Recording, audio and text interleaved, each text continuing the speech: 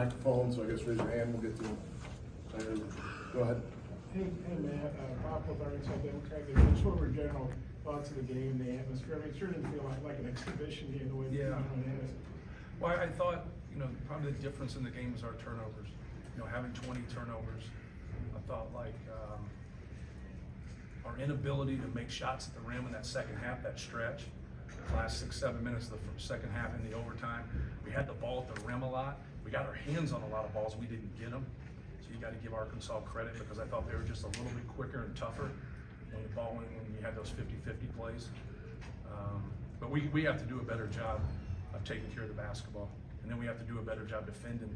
You get down there at the end and, we foul a turnaround jump shot, we foul a pull-up jump shot, we let a guy shoot a three when we were absolutely not letting them shoot threes. We were trying to run them off the line, and then we have a common foul right there. So, you can't let them steal points in those situations. But if you're going to get them to shoot tough twos, you can't foul them. I mean, we fouled them, and we wanted them to earn points at that time. Right. Matt, was the turnovers more them or more Purdue, or how did you view I them? would say both, but I thought Arkansas's pressure was good. I thought they got after us, and we were careless, and we have to do a better job of taking care of the basketball. Casey, go ahead. Casey, go ahead. Matt, what did you see in the limited minutes with Heidi, Waddell, and Miles played more in the first half? That's really hard because I'm trying to get them all, minutes, and it's not fair, right? You play 4.5 or 4 minutes like Miles and Brian does, but I thought they did a solid job while they're in there. They just need more minutes, and I don't have them, and so like they just got to keep working. And when they do get opportunities, because of foul trouble, or they start to move past somebody, then I think that's the key.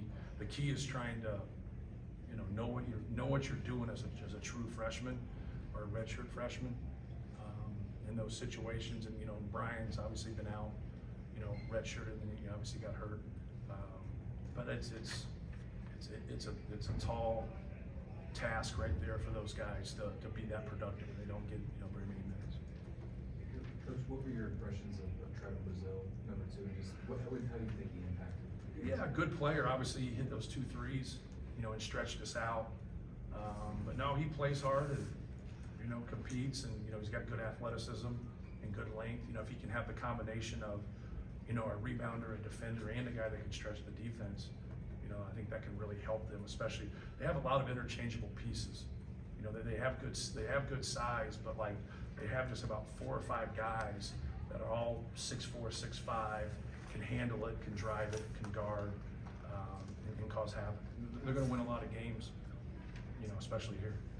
Coach, what did you see defensively from Arkansas and Zach inside? Well, I thought we did a poor job. Our other guys have delivered the basketball to him, and we've had games like this where things don't get called, and you got to play through it. It's life on the road. There's nothing to, you got to be able to establish position, and you got to be able to deliver the basketball to them. But I like their aggressiveness. I like if you're gonna come at us, and you got to have, especially at home, like that game's different probably on the road or a neutral game. In terms of how they went about it, but like they got loose, and I thought they did a good job of really hawking the basketball, and then holding their low guy against him. Like then now they're really trying when we throw the basketball to come in there. Got a lot of good shots. Like he opens up a lot of things for other people, and we made some threes there in the second half, but in the first half, you have 0 assists, 11 turnovers. Like you gotta do something. And we didn't get a whole lot done. We're very fortunate to only be down like we were, at halftime. Yeah, I walked in late. Apologize if this was already brought up. But You're you good. mentioned the 3-pointers that you guys made in the second half. I mean, how much does that kind of play with the 0 assists and that number kind of turning up, and when you guys are making the shots, that just kind of makes everything feel easier offensively? Yeah, we probably had passes. We did have passes in the first half where guys are open and they miss them, and it just doesn't go down. The one thing when you answer questions after a game and you haven't watched it, are those being closely contested? Are they wide open? It's hard to kind of, especially like in chronological order when you guys ask questions, it's hard to kind of process and see, like, are we getting a quality shot? Are they really contesting them? Or are we just missing some open ones, you know, right there? But, you know, that's the balance for us, is don't turn the basketball over, you know, try to establish him, and then get quality shots right there. Because when we make them, it affects other people, and now they have to change. When it doesn't, you know, people just live with it. But we're a pretty good offensive rebounding team, as you see. You know, we have 14 offensive rebounds, they have 1. And so keep having chances for offensive rebounds. You know, we can't rebound a turnover. You guys can use that line if you want. Matt, Trey's had some difficulties at the foul line going back to Europe. Yeah. Anything you've diagnosed there that you can? No, he's been putting in time. He's been working. You know, him and Coach Lusk work extra almost every single day and work on his free throws. He's just got to kind of keep plugging, and you know, he's a weapon for us. You know, he's a guy that can score and do some things. And today was a good game for him to get in there. And you know, he gets into rhythm in the games, and then sometimes he gets out of it. He's just got to learn to play through things and keep plugging. He's a good player. Matt, what do you think of the atmosphere, and are you pleased that you brought your team down here to experience this for an exhibition? Without question. You know, obviously it was a lot of purpose, right? You know, for the people of Arkansas and the people that have been affected by the tornado. So this was great through the United Way that we could raise money and help people out. But like, this is tenfold compared to a regular exhibition game. Like, this is big time. Like, when you think about the Hornets' Nest we just walked into, they had to prepare for someone who's, you know, pretty unique. Obviously he fouled out, was in foul trouble, was in and out. And but no, this is great for our team because it's real, right? You see real problems on this box score, and now it's not like you didn't go blast somebody by 40 points and then you feel good about yourself, you're nationally ranked, and it means nothing. It means absolutely nothing. It's fool's gold. This isn't fool's gold. We got beat, and it was in a hostile crowd, but we also are in position to win the game, and we didn't. And we got to learn from that. 2 more. Number 12 for them, Mark, and missed the free throws to open the overtime thing, kind of took over a little bit. I think he had 6 or 7 in a row and hit the free throws late. What'd you think of him? I thought he was a good player. Obviously, he gets in between it. He has that pull up. He kind of forces you. He kind of just shoots it right in your face. We fouled him on the one. We fouled him on the turnaround. If I got my people right, in the post, and then they fouled right in front of their. We fouled right in front of their bench. And then if it's still Tremont Mark, we foul him on a drive there. And so like he made that tough shot, but then we now you got to keep making people make tough twos. And but I like him. Obviously, he played for a great coach before he came here. He's playing for a great coach here. Competitive guy. Like I said, it's that interchangeable piece. And if you don't match up size-wise with him, it can cause you some problems if he can make shots. Last one.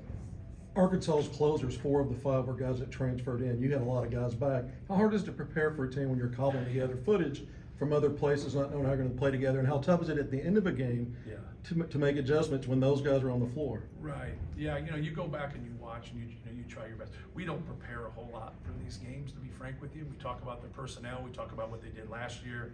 We did a lot of ball screen defense stuff because they really spread you and try to play through their high ball screen and their ball screen motion. But no, we really try to just kind of focus on ourselves in games like this and then just grow from it. And it's kind of that way to start a season, right? Because you play your first game, it's their first game, it's your first game, you got an exhibition game, but sometimes those are tough to kind of look at. You kind of go off the trends of what that coach does in the past and just try to play off of that and really kind of keep the focus on yourself. But like all those guys have, they're all, number 3 led Louisville in scoring. Chandler Lawson, obviously is a good player. You can go right down the list. They're all Khalif Battle, I think he averaged 17 at Temple. Like, you can keep going, right? And so they have a lot of different guys. We played Davenport last year because we scrimmaged Cincinnati, so he's a good player. He can shoot. But what's difficult, like in those situations, is like now, like who's going to be your core? Like that's what I'm like. Zach Edey's a part of our core. Braden Smith, Fletcher Lawyer. Like you got to grow through your core, and then can the other guys accept their roles? Like that's a team, right?